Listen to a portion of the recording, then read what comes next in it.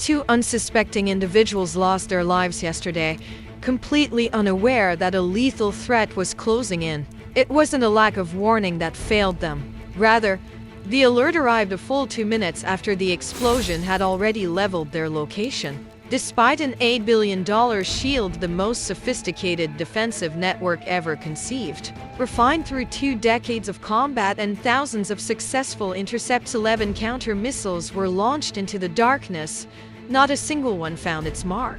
We aren't talking about a near miss or a partial success rate. It was a total, staggering 0% efficiency. That lone data point shatters every assumption you've held regarding modern border security, the value of massive military budgets, or the safety of civilians when a foe utilizes technology specifically engineered to bypass existing logic. Pay close attention, because what unfolded in the skies above Israel isn't merely another headline from a volatile region.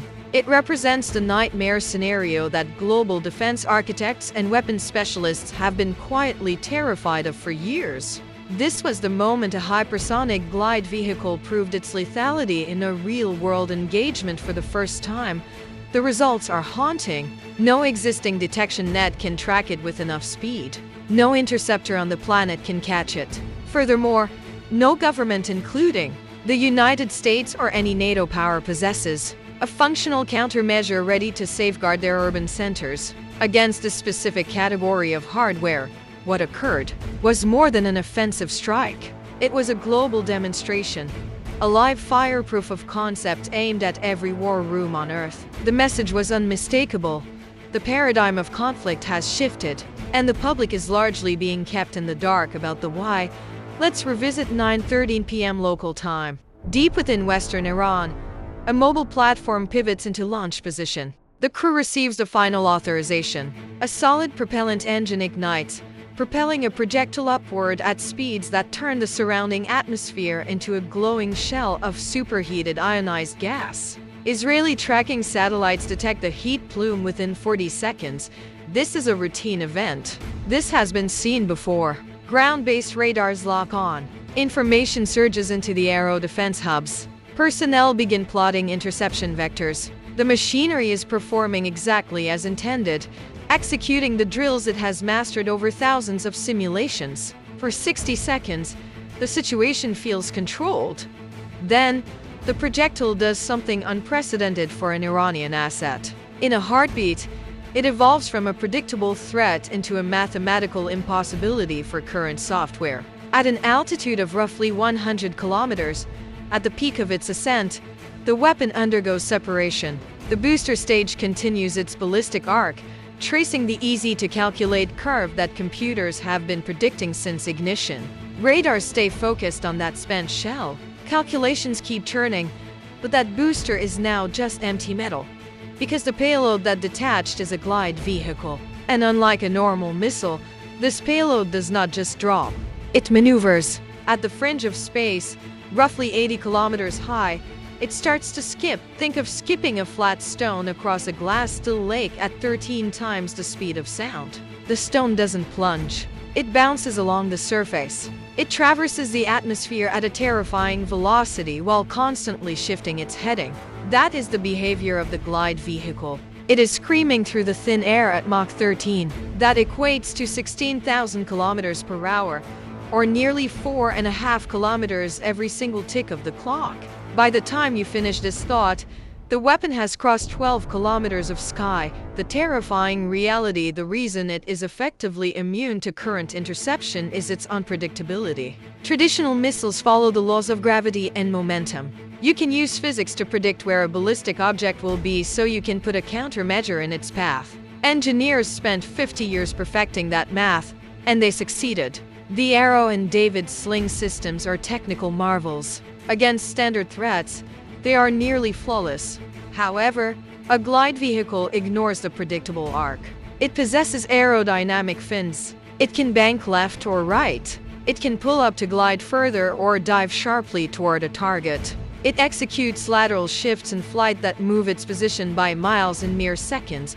That creates a fatal problem for defenders. An interceptor needs a precise meeting point calculated 3 to 5 seconds in advance. It must arrive at that exact coordinate at the perfect moment. But a glide vehicle can shift its location by several kilometers during that tiny window. So, the interceptor reaches the target zone only to find a vacuum. The sky is empty. The threat has moved. It is still traveling at Mach 13, still weaving, and still hunting its objective. The defense batteries fired 2 shots at the initial threat. Both reached their targets. Both hit nothing but air. At 9:17 p.m., just over 4 minutes after launch, the first Fa-2 warhead detonated over Ashdod's industrial heart. There was no warning siren, no emergency buzzers on smartphones, just a blinding flash followed by a pressure wave that blew out windows for 600 meters. Witnesses describe a sound unlike any standard bomb, a deep, visceral tearing of the atmosphere itself. At 9:19 p.m., 2 full minutes after the strike, the Civil Defense Network finally pushed an alert. The hardware hadn't glitched. It performed as programmed. It simply wasn't built to handle a weapon moving at Mach 13. No civilian warning system currently is. Iran didn't launch a massive swarm that night. They sent 3 missiles, spaced 12 minutes apart. That timing is vital. If your goal is to overwhelm a system, you fire everything at once to saturate the radar and deplete the ammo. This wasn't an attempt to overwhelm. It was an attempt to educate. Iran was observing. They were gathering intelligence. They wanted to see precisely how the elite defense systems reacted, what tactics were employed, and confirm that none of them could stop the payload. These weren't just attacks. They were data points in a global demonstration. The results handed Iranian planners a roadmap to invincibility against the second projectile. The defenders tried a different tactic. Realizing the high-altitude failure of the arrow, they utilized David's Sling to try a terminal phase intercept. This is the final descent, where the vehicle must supposedly steady itself to hit the target. 3 interceptors were launched. Every single one missed. The warhead hit a field near Rehovot, leaving a massive 11-meter crater. While there were no victims there, that crater sits only 800 meters from a neighborhood housing 12,000 people.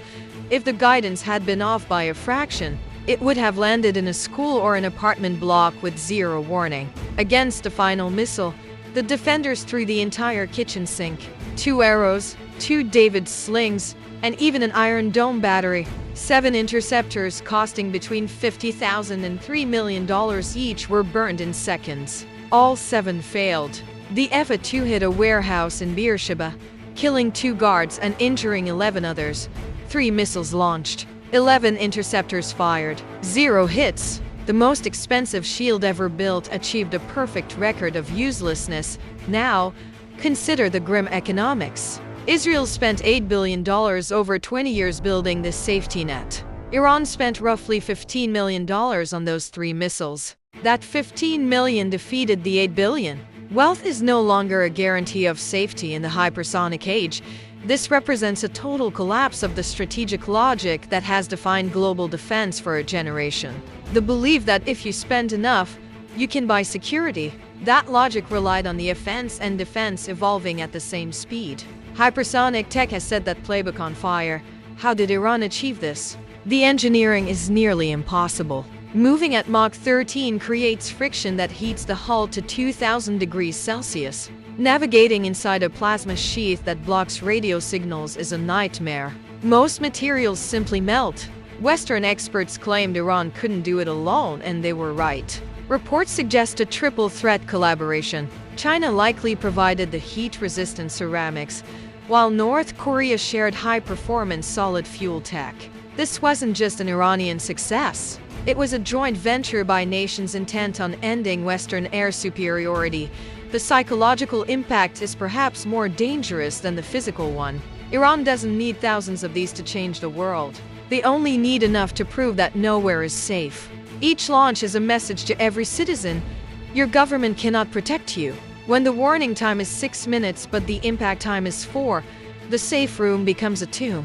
You are left with nothing but the cold math of probability.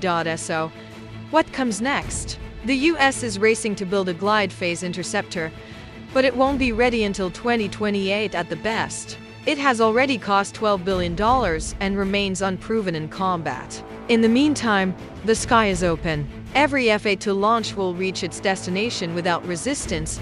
This is the reality of the new era. It isn't just about craters in the desert. It's about the moment the world's most advanced defense became a relic. If you want to see how we navigate this new world, make sure to subscribe to Winds of Thought for daily deep dives. If this breakdown opened your eyes, please hit the like button. It helps us keep the lights on here at GeoRealm.